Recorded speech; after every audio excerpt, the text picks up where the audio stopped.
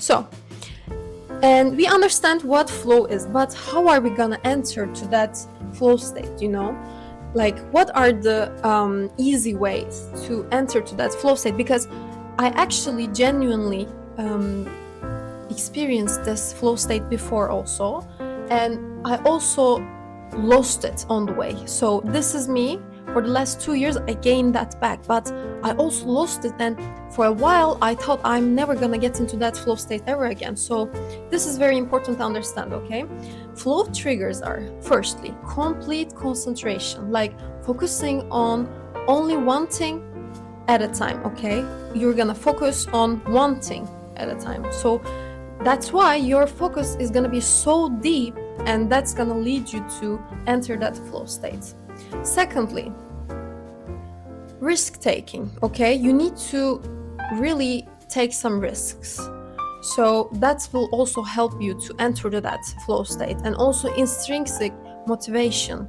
So curiosity, passion, purpose, autonomy, and mastery. These are all the steps. First, you start with the curiosity.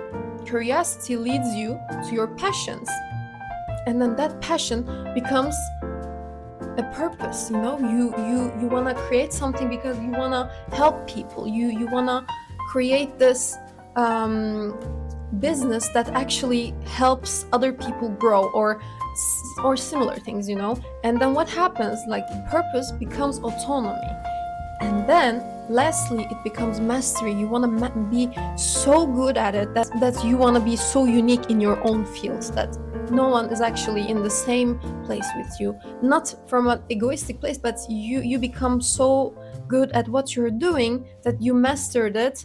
That also triggers that flow state, And flow is universal, like everyone can experience this. And that's also one thing about flow. And motivation is what gets us into the game. So learning allows us to continue to play. So yes, we start with motivation, but we need to stay in the game. So what we're gonna do, we're gonna keep learning. Learning really helps you to continue to keep that motivation.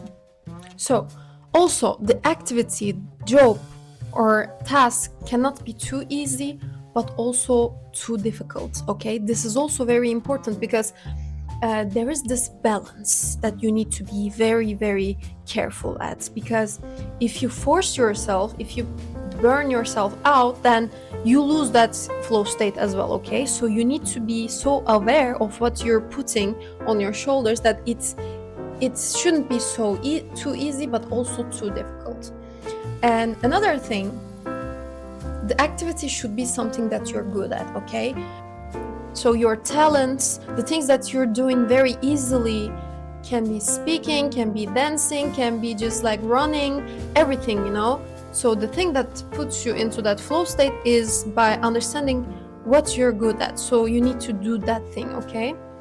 And your mindset surrounding the task should be focused on the journey, not the destination. So you could be an athlete focusing on the game instead of the medal, or a mountain climber focusing on the climb instead of the top view. So doing something you love is very important, okay? This is the easiest way to get into a flow state. Doing something you love can satisfy your mind's craving for something that's challenging but doable. So this is important. The second thing, create a ritual. I will make a video, complete different video about this, creating our own rituals. How you spend your time in one day is actually a very important determiner, okay? So rituals are also helping us how we steer the wheel of a day, okay? Or daily routine. So I'm gonna make a complete different video about this. So yeah. So you need to be able to enter to a sense of concentration, okay? And to be able to do that, you need to create a series of actions. So you basically know how our habits are being shaped, right? You put something, and then after that, you put another thing. So both of them, and then you another thing, and it's all triggers each other. So you make a pattern, you create a pattern. So this is a basic creation of a habit. But also, how we do this, by creating our own unique rituals.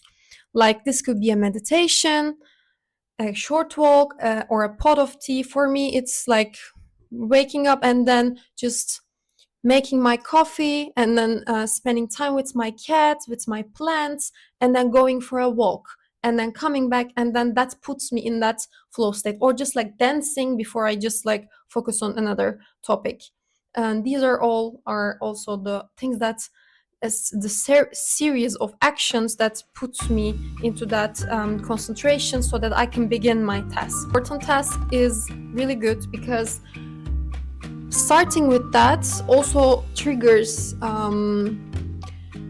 for you to complete other ones as well. Okay, so choose your most important task as a beginning and then do the rest. First finish the hardest one, and then you know the drill, that's a very basic thing to do, because multitasking would create a web of distractions that make it impossible to achieve that flow state. It's like I already mentioned in my previous video that I always want to do 5 projects at a time, like I want to paint and then just like come here and then design something and then go back and do another painting and then just like drawing, and like I can't do every single one of them at one time.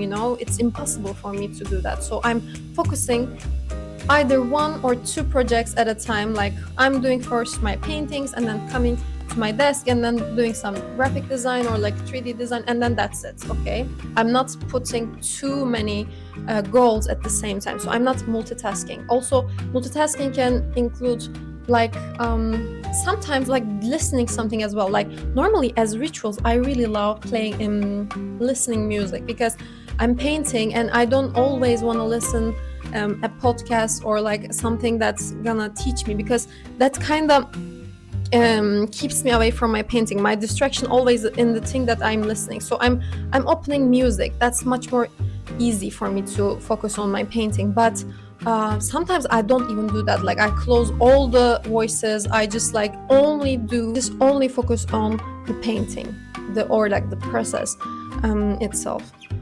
Also, identifying your peak creative and productive times are important, because for me, like for this can change for everyone. For some people, mornings are the most productive times, but sometimes the nights are the most productive times. For some people like me, this could also change. For example, sometimes, like in some periods, like 3 months, you can say I'm only productive in the mornings. Then it changed. Like I'm only, like after that 3 months, I'm only productive in the nights for example 2 months, and then again it changed. I'm only productive in the afternoons. So to be able to really identify that and move accordingly will also help you a lot. Okay, so eliminating distractions, we already also said that. Like store your phone away, put it like say people that, hey, like I'm gonna work, so I need a bit time, so can you just like give me a bit time, or not come to my room, or like not come to my space that I'm creating right now, and just like these kind of stuff, minimizing them as much as possible. So the personal share time.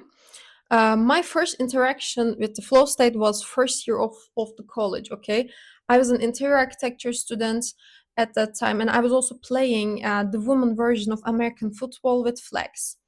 So I was waking up very early every morning around 5 or 6 a.m. and without any alarms. My body was just like waking me up, and I was going down to basement because I was staying in a crowded dorm back then. So in the basement there was a little gym and a couch, and I was sitting there for 40 minutes and then meditating and then doing my morning training and then having my breakfast and going to school. And after classes I was going to the evening and sometimes even night trainings for football. And we were training harsh, like I could have feel like I was feeling every single muscle that I have. And after that training it was hurting also a lot, so I was still enjoying, because I was going there for like 3 times in a week, or sometimes even like 4 times, 5 times of trainings, and it was a lot. But still, I was enjoying a lot. My GPA was 3.9 out of 4 that year, and it was the most focused and productive and busier, and I was like enjoying each and every moment. It was amazing, you know, till I realized I was in a state of flow in that time. I was always challenging myself, you know, and my brain always knew what to do next automatically. At some point, I just lost that flow of state, okay?